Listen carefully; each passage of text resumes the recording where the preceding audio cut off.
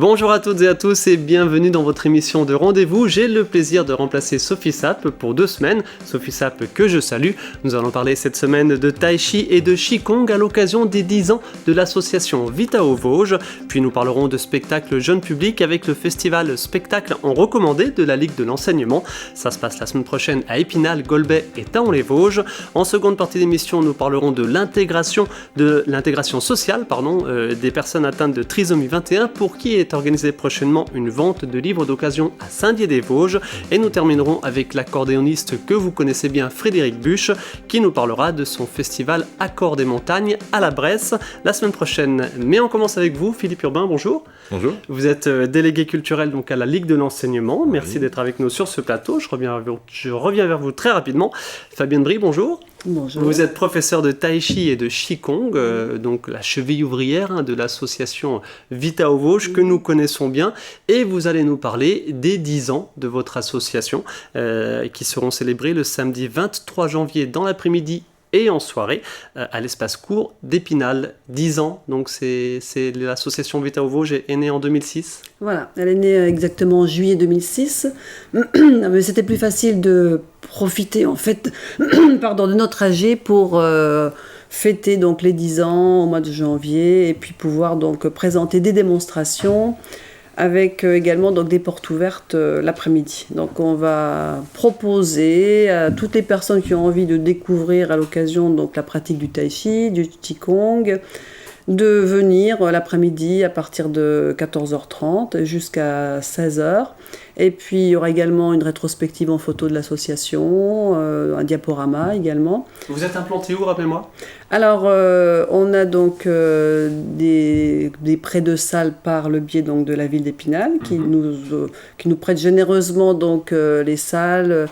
Au gymnase aussi bien Notre-Dame les soirs que à l'Halle des Sports les midis, lundi midi et jeudi midi également, et puis le centre social Bitola également donc nous prête également donc une salle les matins. Alors, le Tai Chi qu'on voit justement à l'image, alors peut-être est-ce du Qigong, j'avoue. Non, c'est plutôt du Tai Chi, me semble-t-il. Voilà, Tai Chi. Rappelez-nous en quelques mots le principe de cette discipline. À l'origine, un art martial ? Ou ça l'est toujours peut-être ? C'est à l'origine un art plus martial. En revanche, quand ça a été exporté, on va dire, en Occident, ça a été plutôt la zen attitude qui a pris le dessus sur l'aspect martial. On parle aujourd'hui d'art énergétique. Alors, même dès le départ, c'est un art énergétique tout de même. Voilà.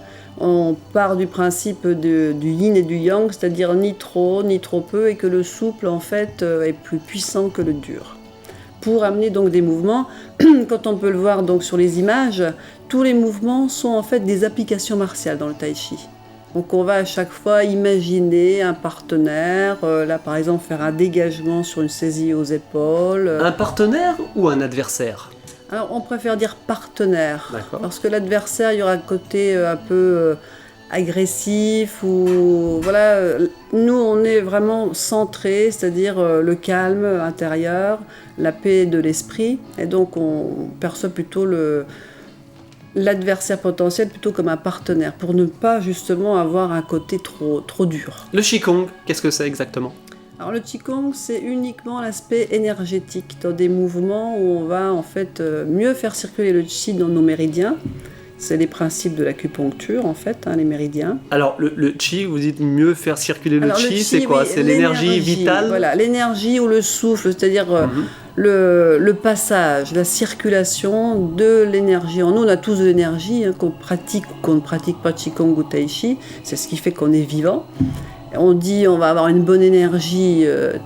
On vous souhaite la bonne énergie pour la nouvelle année, d'ailleurs, à tous, évidemment. Ça va être le sourire, ça va être la paix, la tranquillité, mais aussi le dynamisme. C'est pas de la mollesse, c'est pas... Le Tai Chi ou le Qigong ne sont pas des méthodes de relaxation, par exemple. J'insiste sur ça. Dans le sens où ça reste une activité physique, une activité tonifiante, comme vous dites. C'est ça. Voilà, donc on va avoir l'aspect martial. J'ai amené, par exemple, on peut faire des applications martiales à deux. On peut faire aussi de l'épée, où on va utiliser notre chi centré au niveau de la taille, ce qu'on appelle le dantian, pour amener des mouvements. Ne vous inquiétez pas, ça ira. Ça va, je suis à distance, je n'ai pas peur. Jusqu'au bout de l'épée, par exemple, on met des intentions vraiment jusqu'au bout et même de traverser. D'accord. Comme dans les applications, c'est la même chose, on ne va pas s'arrêter au point. C'est l'intention d'aller beaucoup plus loin et de recentrer toujours. Par exemple, l'éventail. Alors, l'éventail, ça peut très bien être pris pour quelque chose de tranquille. On va s'éventer parce qu'on a bien chaud. Mais en fait, en Chine, il y a l'aspect martial. D'accord. Donc, qui peut être considéré comme une arme, peut-être, si on y met aussi quelques artifices. C'est-à-dire, on peut taper. Ça ira. On peut par exemple frapper. Vous avez bien fait de venir, Philippe Urbain. Voilà. Et puis on peut aussi, par exemple, en Chine, les éventails, pour certains, quand on utilisait en application martiale, avaient des lames. On peut le voir par exemple dans le Pacte des loups, le film Le Pacte des loups. Et donc il y avait des petites lames et puis on pouvait donc trancher le cou. Tout simplement. Ça fait un petit peu de bruit pour le micro. On va le replier. Non, je vous en prie. Voilà, le samedi 23 janvier, donc dans l'après-midi et en soirée, vous nous avez donné quelques bribes du programme. Beaucoup d'initiations et de démonstrations sont prévues ce jour-là. Voilà, donc ça, c'est important. Il y aura donc le Qigong, évidemment. Le Qigong, c'est ce qui est pratiqué le plus, souvent.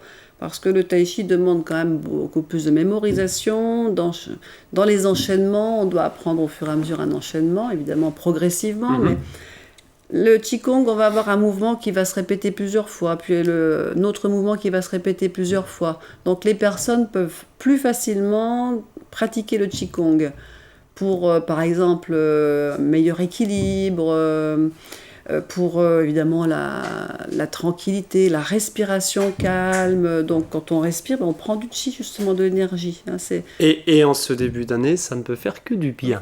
Voilà. Après l'année 2015 mouvementée que nous avons connue, peut-être une nouvelle discipline à pratiquer, ou tout du moins déjà à découvrir, le samedi 23 janvier dans l'après-midi et en soirée à l'espace court d'Épinal, avec une soirée et un repas sur inscription. Précisons-le. Donc les personnes peuvent venir l'après-midi pour les portes ouvertes. Bon, elles peuvent aller se consulter le blog, il y aura des informations également, ou téléphoner. Et puis en soirée, donc à 19h30, on fera des démonstrations après l'AG. Là, il y aura tous les groupes de tai chi, de qigong, il y aura beaucoup plus de personnes en démonstration. Ça sera, on va dire, plus important. De grande ampleur. Voilà. Quand c'est fait en groupe, c'est vrai que c'est d'autant plus important. Voilà. Le samedi 23 janvier, les 10 ans de l'association Vita aux Vosges. Avec merci, un petit Fabienne verre d'amitié qui sera donné, donc offert à chacun. Voilà. Philippe Urbain, vous irez ? Si j'ai encore un peu d'énergie, oui. Philippe Urbain, vous êtes le délégué culturel donc, à la Ligue de l'enseignement des Vosges, ex-fédération des œuvres laïques, la FOL.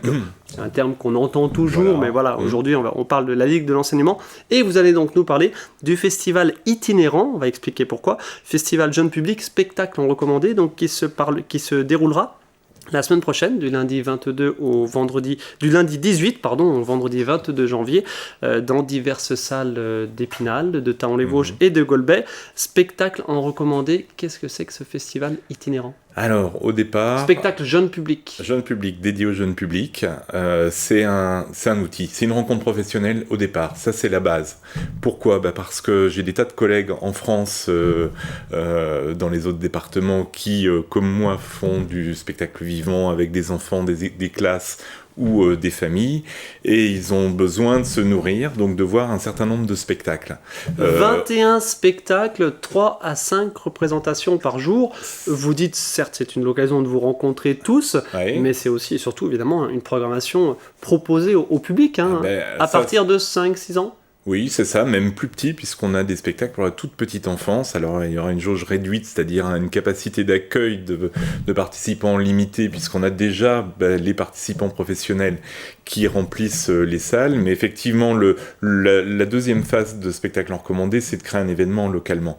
C'est-à-dire qu'on porte comme ça, par relais d'une année sur l'autre, cette année, enfin début d'année, puisque c'est toujours en janvier, j'étais à Mont-de-Marsan en 2015. D'accord. L'année prochaine, ce sera Besançon. Besançon. D'accord. On a fait Perpignan, on a fait le tour de la France. Voilà. On va avoir quelques illustrations, quelques images de ces différents spectacles. Il y en a 21, donc on ne peut pas tous les présenter. 20 présentations. Mais c'est quoi? De la marionnette, du spectacle, du Alors, comme le but théâtre, c'est d'alimenter du les professionnels comme un vrai temps de visionnement, on essaie de varier les genres. Donc, effectivement, marionnette, théâtre, musique, chorégraphie, danse, il y a même du hip-hop.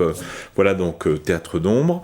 On varie les tranches d'âge, puisqu'il y a pour les tout petits, à partir de 18 mois, mais il y a pour un public familial, il y a pour des lycéens. On a par exemple un récit le mardi matin qui concerne plutôt des personnes à partir de 15 ans.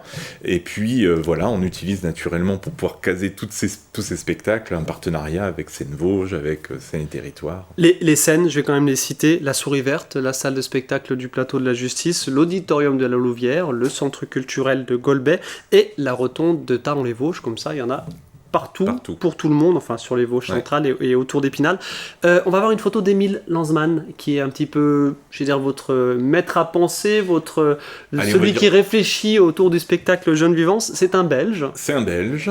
Psychopédagogue, journaliste, aujourd'hui éditeur. Voilà. Il sera présent. Il sera présent. C'est le sociétaire de spectacles en recommandé depuis quelques années. D'accord. Il accompagne la Ligue depuis longtemps par sa réflexion, par les différents partenariats divers et variés. Puis à un moment donné, le groupe national qui justement travaille sur la sélection des spectacles pour l'événement a dit mais il faut qu'Émile soit là tout le temps. On lui a proposé, il a dit banco, je viendrai.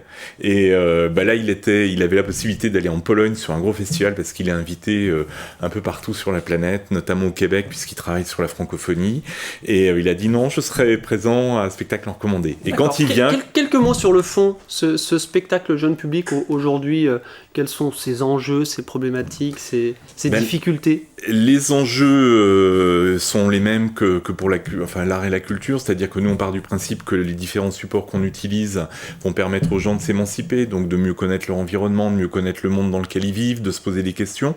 C'est le propre de la littérature, c'est le propre du cinéma, c'est le propre du spectacle vivant. La spécificité du jeune public, c'est que c'est pas un sous-spectacle adulte qui est adapté au public, c'est un genre à part entière, avec ses codes, sa façon de le traiter. Il y a des écrivains qui ne font des textes que pour le jeune public, des grands metteurs en scène. Des spectacles bien souvent très agréables à regarder aussi pour les adultes. Ça, on ne le dit pas assez. Ce qu'on a. Alors justement, c'est le travail qu'on doit mener, c'est-à-dire qu'on part nous du principe qu'un bon spectacle jeune public, il est visible naturellement par tout le monde.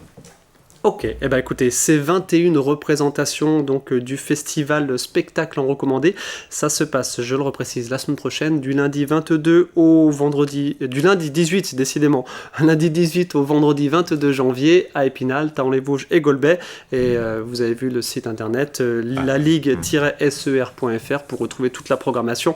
On peut évidemment pas la détailler dans cette émission. Dans le cadre du partenariat avec Scène Vosges, la billetterie pour ceux qui le souhaitent peut se prendre à Scène Vosges. Merci à tous les deux, bonne continuation. Merci.